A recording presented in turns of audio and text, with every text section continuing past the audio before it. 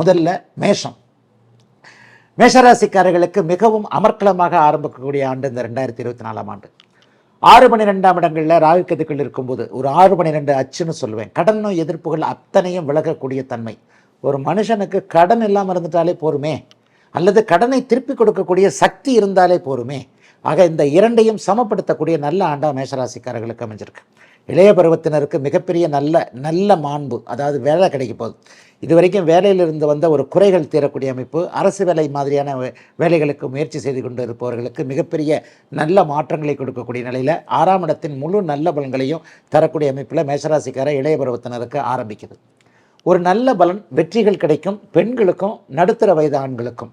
குடும்பத்தில் இதுவரைக்கும் சண்டை சச்சரவுகள் இருந்தவர்கள், கணவன் மனைவி பிரிந்து விடலாமா என்கின்ற எண்ணத்தில் இருந்தவங்க, பூர்வீக சொத்துக்காக கேஸ் போட்டிருக்கிறேன், அண்ணன் தம்பி உறவுகள் சரியா இல்லை, அண்ணன் தங்கச்சி உறவுகள் சரியாக இல்லை, இந்த மாதிரியான ஒரு கலக்கத்தில் இருக்கக்கூடியவர்களுக்கு வழக்கு சார்ந்த விஷயங்களில் வெற்றிகள் கிடைக்கக்கூடிய 11ஆம் இடத்து சனி வருடம் முழுவதும் மேஷராசிக்காரர்களுக்கு இருக்கிறார். ஆக 6-11ஆம் இடங்கள் வலுத்து இருக்கிறதுனால எதிரிகளை ஜெயிக்க முடியும், நோய்களை கட்டுக்குள்ள வைக்க முடியும். நல்ல மருத்துவம், நல்ல மருந்து எது அப்படிங்கிறத நம்மளே புரிஞ்சிக்க முடியும். நல்ல மேற்படிப்புகள் கிடைக்கும். எதை மேற்படிப்பு படிக்கலாம், வாழ்க்கையில் முன்னேறதுக்கு என்ன தேவையோ அது கிடைக்கும்ன்றதை சுருக்கமாக சொல்கிறேன்.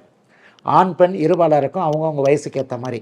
இந்த 2024 பெரிய சோதனைகள் கண்டிப்பாக இருக்காது.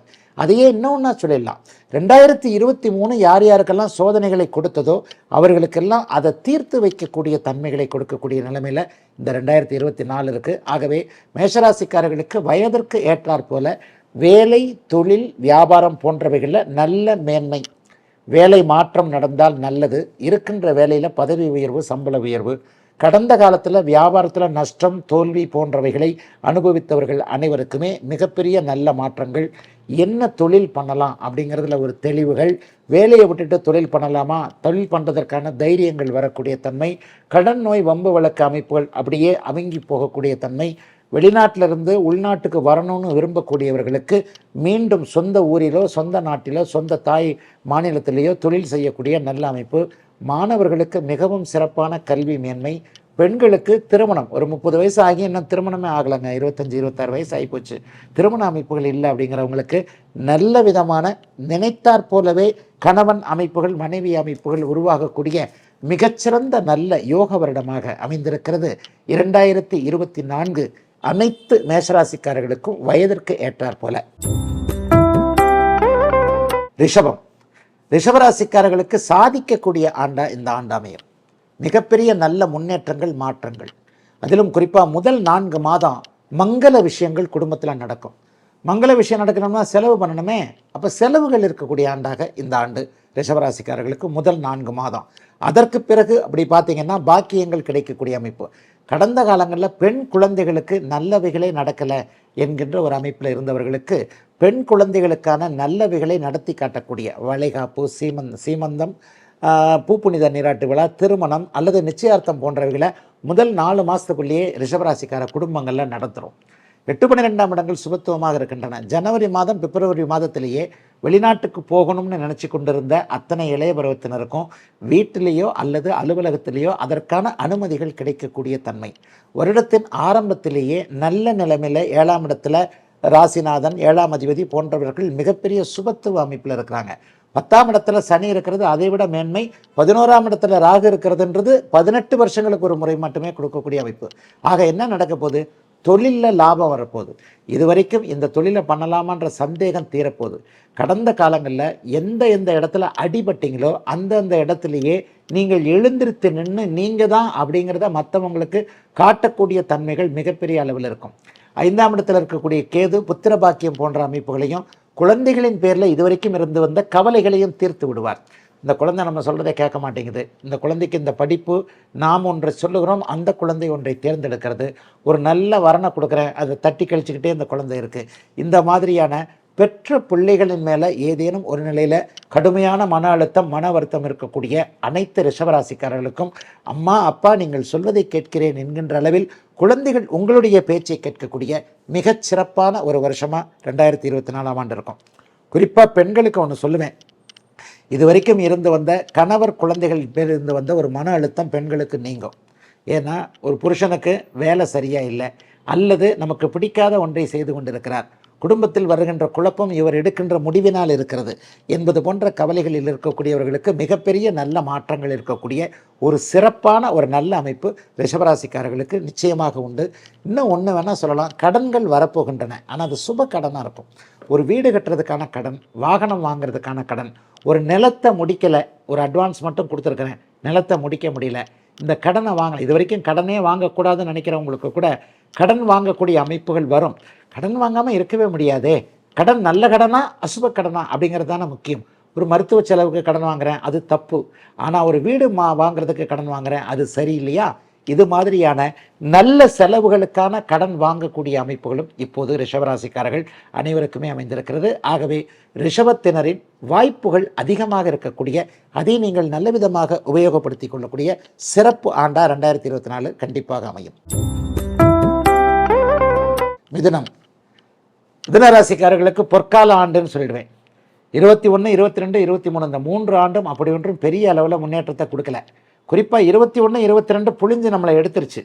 புனர்பூச நட்சத்திரக்காரங்க மட்டும் 2021 ஆண்டு நல்லா இல்லை. திருவாதிரை நட்சத்திரக்காரங்க 2022 கொஞ்சம் சுதாரிச்சுக்கிட்டீங்க. 23 பிறந்ததில் வந்து கொஞ்சம் நல்லா இருந்தது. 23 புனர்பூச நட்சத்திரத்துக்கு தான் பாதிப்புகள் தொடர்ந்து கொண்டே இருந்தது. அந்த புனர்பூச நட்சத்திரக்காரர்களுக்கு கூட இந்த வருஷத்துலேருந்து நல்லா இருக்கும்.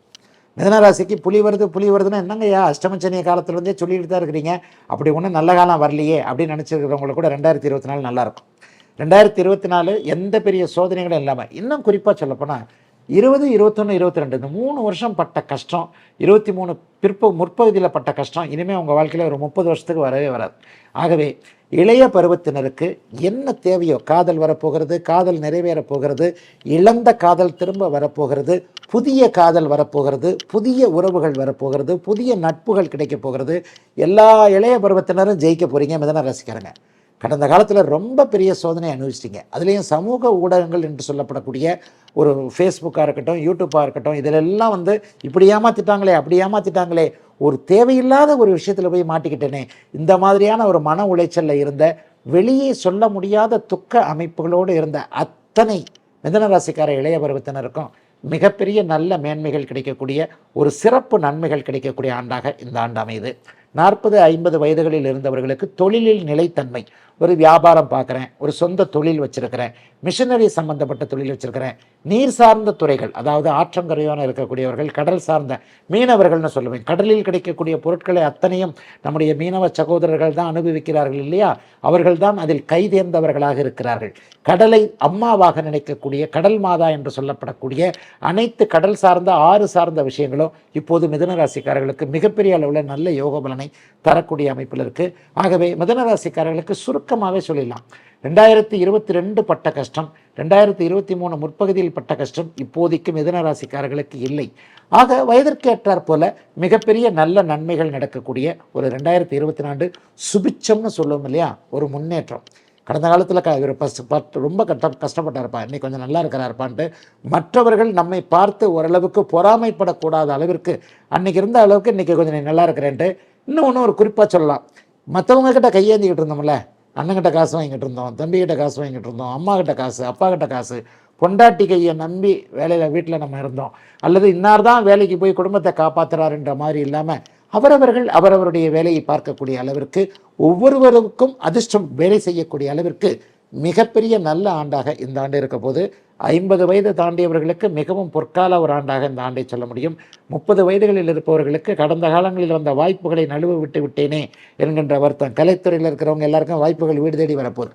எந்த துறையாக இருந்தாலும், கணினி துறையாக இருந்தாலும், கணினித்துறையாக இருந்தாலும், கலைத்துறையாக இருந்தாலும், ஒரு ஊடகத்துறையாக இருந்தாலும் சாதிக்க வேண்டும் என்கின்ற எண்ணத்தில் இருக்கக்கூடிய புத்திசாலித்தனமான இளைய பருவத்தினர் மிதுனராசிக்காரர்கள் அனைவருக்குமே மிகப்பெரிய நல்ல பலன்களை தரக்கூடிய அமைப்பில் அமைந்திருக்கிறது இந்த 2024 ஆண்டு. மிதுனராசிக்காரர்கள் எல்லோருக்கும் வயதிற்கேற்றாற் போல மிகப்பெரிய நல்ல பலன்களை கண்டிப்பாக செய்யும்.